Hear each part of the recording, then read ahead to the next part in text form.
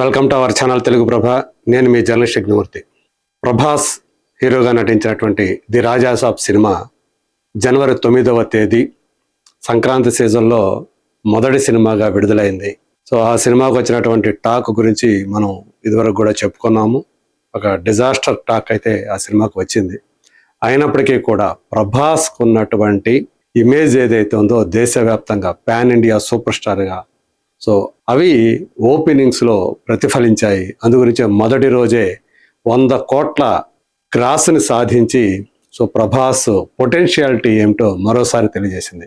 అయితే ఆ తర్వాత ఆ కలెక్షన్స్ క్రమేపీ తగ్గిపోవటం, ఏదైతే మౌత్ టాక్ అనేది నెగిటివ్గా వచ్చిందో అది బాక్స్ ఆఫీస్ వద్ద ప్రతిఫలించింది కలెక్షన్ల రూపంలో. సో ప్రధానంగా మారుతి డైరెక్షన్ చాలా విమర్శలను ఎదుర్కొంది. ఆ విమర్శల్ని ఆయన కూడా తట్టుకోలేకపోయారు. అందుగురించే ఎవరైతే నా సినిమాని ట్రోల్ చేస్తున్నారో రాజా సాబ్ని, సో నేచర్ వాళ్ళను చూసుకుంటుంది, రాబోయే రోజుల్లో వాళ్ళు చాలా అనారోగ్యానికి పాలవుతారు, అప్పుడు తెలుస్తుంది వాళ్ళకి, అది దీని ఎఫెక్టే అని చెప్పేసి ఆయన ఒక రకంగా చెప్పాలంటే శాపనార్థాలే పెట్టారు. సాధారణంగా ఒక దర్శకుడు ఇలా చెప్పడం, తన యొక్క క్రియేటివ్ స్కిల్స్ని గురించి దాని మీద దృష్టి పెట్టకుండా ఇలా ఎవరైతే తన సినిమాని ట్రోల్ చేస్తున్నారని చెప్పేసి ఆయన భావిస్తున్నారో వాళ్ళ మీద ఆయన శాపనార్థాలు పెట్టడం కూడా ఇప్పుడు చర్చనీయాంశమైంది. ఇండస్ట్రీలో చాలామంది ఈ సినిమాని ఓపెన్గానే విమర్శించారు. మరి వాళ్ళందరినీ కూడా ఆయన శాపాలు పెట్టినట్టే, శాపనార్థాలు పెట్టినట్టు. ఇది నేను శాపం పెడుతున్నాను అనుకోవాకండి అని కూడా ఆయన అన్నప్పటికీ కూడా దాన్ని చాలామంది అలాగే భావిస్తారు. ఇది ఆయనకి మంచి పేరుని తీసుకురావటం పక్కన పెడితే మరింత ట్రోలింగ్కి ఆయనే అవకాశం కల్పిస్తూ ఉన్నారు. ఆయన గురించి అంటే ఆయన మీద, ఆ సినిమా మీద, ఆయన సినిమాని రూపొందించినటువంటి విధానం మీద. ఎందుకంటే బాలీవుడ్లో కూడా, హిందీలో కూడా ఈ సినిమాకి ఇంకా తెలుగు రివ్యూయర్స్ కంటే హిందీ రివ్యూయర్స్ మరింత దారుణమైనటువంటి రేటింగ్స్ ఇచ్చారు. ఒక రకంగా చెప్పాలంటే ఆయన దర్శకత్వాన్ని చీల్చి చెండాడారు. సో అలాంటి పరిస్థితి.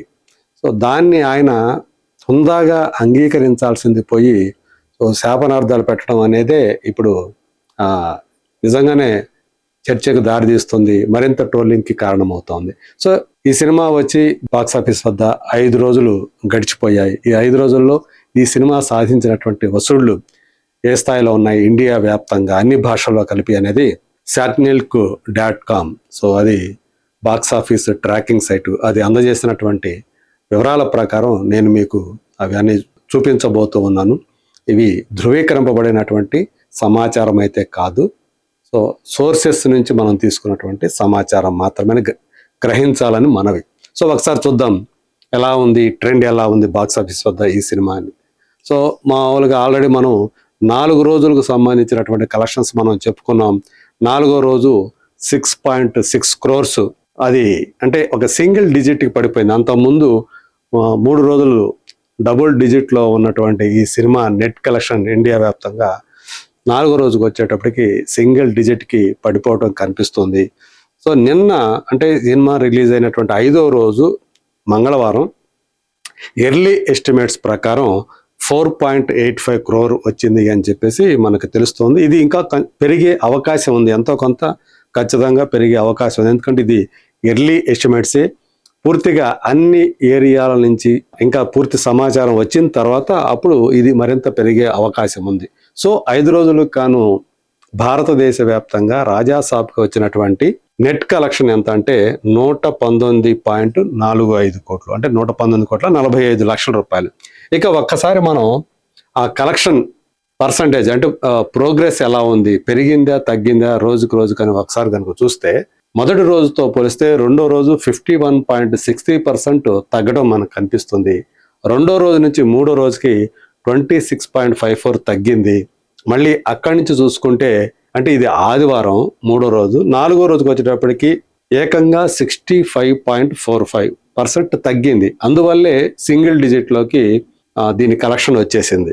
సో ఆ తర్వాత అంటే మంగళవారం, సోమవారమే బాగా తక్కువ అనుకుంటే మంగళవారం మరింత తగ్గింది, 26.51. బహుశా ఇది కొంచెం తేడా రావచ్చు, ఒకవేళ అది 26కి రావచ్చు లేదా 25.5%కి రావచ్చు, కానీ డౌన్ అయితే అది పరిస్థితి, తగ్గడం అనేది ఖాయం.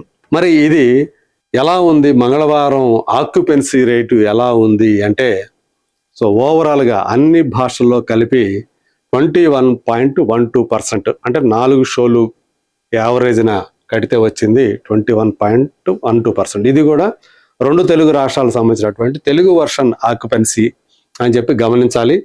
సో తర్వాత అంటే వీటిలో షోల వైజ్గా చూసుకుంటే మార్నింగ్ షో యావరేజ్ కంటే తక్కువ ఉంది, 21 యావరేజ్ అయితే ఇది 14.55% ఉంది మార్నింగ్ షో. మ్యాట్నీకి పెరిగింది, యావరేజ్ మీద ఆఫ్టర్నూన్ షోస్ ఏవైతే మ్యాట్లు ఉందో అవి కొంచెం ఎక్కువగానే ఉంది, 22.32%.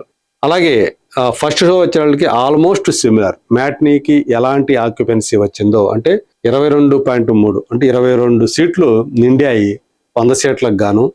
అలాగే సేమ్ ఇది కూడా ఫస్ట్ షోకి కూడా 22 సీట్లు, 100కి 22 సీట్లు నిండినటువంటి పరిస్థితి కనిపిస్తుంది. అంటే ఆల్మోస్ట్ 78% ఖాళీగా, 77 నుంచి 78% సీట్లు ఖాళీగా ఉన్నాయని దీన్ని బట్టి అర్థమవుతోంది.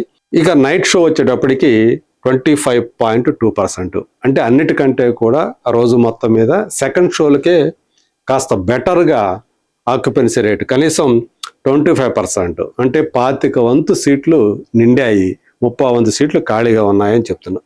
అంటే మ్యాట్నీ నుంచి సెకండ్ షో వరకు కూడా కాస్త బెటర్గా ఉండటం వల్ల 21.12% ఓవరాల్గా వచ్చింది. ఇది రాజాసాబ్కి సంబంధించినటువంటి ఆక్యుపెన్సీ ఎలా ఉంది, అలాగే కలెక్షన్ ట్రెండ్ ఎలా ఉందో మనం చూసాం.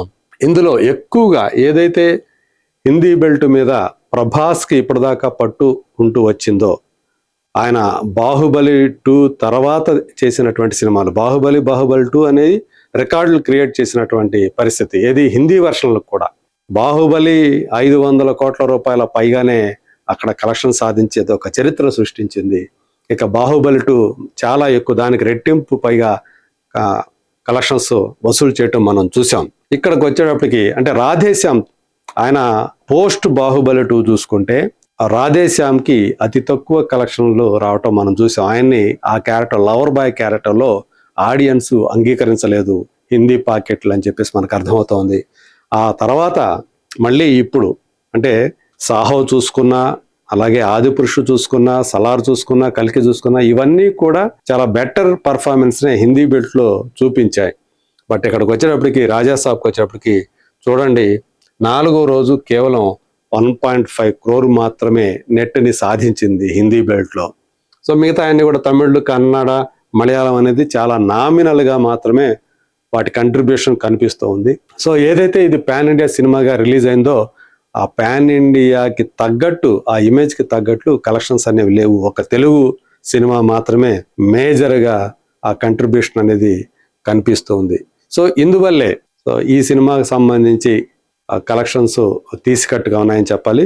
మేకర్స్ అయితే 4 రోజుల్లో ఈ సినిమా 200 కోట్ల రూపాయలు సాధించింది అని చెప్పేసి ఆల్రెడీ వాళ్ళు చెప్పారు, అఫీషియల్గా చెప్పారు. సో అంటే వాళ్ళ లెక్కలు ఏదైతే మనకి సోర్సెస్ ఏవైతే వస్తాయో దానికి తేడా అయితే ఉంటుంది, కానీ బట్ ఓవరాల్గా గ్రాస్ పరంగా అయితే వాళ్ళు చెప్పారు 200 కోట్లు గ్రాస్ అని చెప్పేసి. సో దాన్ని షేర్లు కన్వర్ట్ చేస్తే తక్కువ వస్తుంది. ఈ సినిమాకి ఉన్నటువంటి ఏదైతే ఇమేజ్ ఉందో, ఏదైతే ప్రీ బిజినెస్ ఉందో, అదైతే చాలా, అది దానికంటే రెట్టింపు పైగా దానికి గ్రాస్ కలెక్ట్ కావాలి. సో ఆ పరిస్థితి అయితే లేదని చెప్పేసి ప్రస్తుతం ఆ ట్రెండ్ బట్టి మనకు అర్థమవుతుంది. ఇది రాజాసాబ్కు సంబంధించినటువంటి 5 రోజులు భారతదేశ వ్యాప్తంగా ఉన్నటువంటి కలెక్షన్ ట్రెండ్.